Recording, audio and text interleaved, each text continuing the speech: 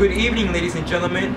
We interrupt your broadcast to talk about a story developing about a man known as Dred Scott. Dred Scott, an African-American slave, has been fighting for his freedom, having a controversial case saying he is due his freedom after being taken voluntarily by his master to Rock Island, Illinois, which is a state where slavery is strictly prohibited.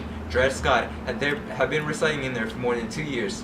It was then afterwards that he was taken of forced selling, which by act of Congress, slavery had been expressly prohibited. I have an understanding that we have a word with Dred Scott himself to hear about the case. Dred Scott, are you there?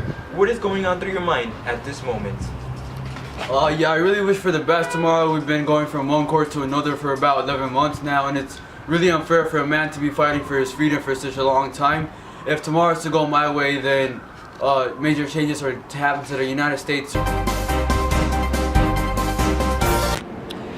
Good evening, ladies and gentlemen. This is a follow-up on the Dred Scott case, where an African-American slave is fighting for his freedom, having said that his master had taken him into 2 different residences where slavery was strictly prohibited. I am currently standing outside the Supreme Court, where a decision will be made to see if Dred Scott will become a free man. We will bring an update to you soon from the inside of the Supreme Court. Dred Scott, you are here fighting for your freedom, having said that you were brought voluntarily by your master, Dr. Emerson, to a state whose constitution prohibited slavery, which you resided in for 2 years, and was then afterwards taken into a territory from which by act of Congress, slavery had been expressly prohibited. Is this correct? Yes, Your Honor. I believe I should be let free as I have lived in a free state for a couple of years, and that entitles me to freedom. I was voluntarily taken by my master into those free states, so I really don't see why I shouldn't be free.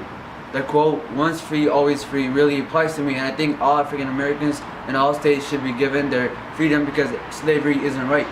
I want to make The words people of the United States and citizens are synonymous terms and mean the same thing. The question before us is whether the class of persons describing the plea in abatement compose a portion of this people and are constituent members of this sovereignty.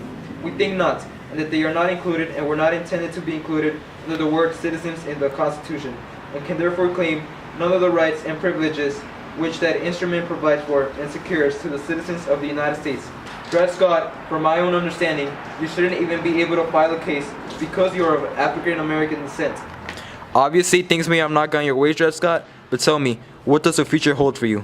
I was very disappointed by the outcome of the court case. We have tried a very legal approach, and obviously that didn't work out, so I think now it's time for war.